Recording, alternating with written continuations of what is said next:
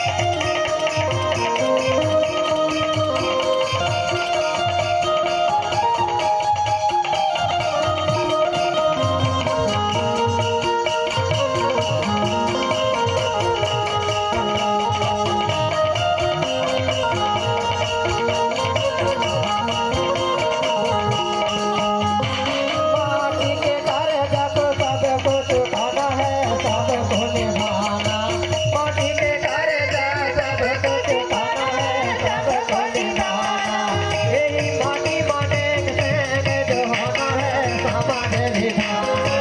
यही माटी माने संग जो होना है समाज विधाना। जो पावो में मिल जावो माटी का गढ़ना, माटी के माड़िया माटी के माड़िया खाना बनावे बिठावे बढ़िया, माटी के माड़िया माटी के माड़िया खाना बनावे बिठावे बढ़िया।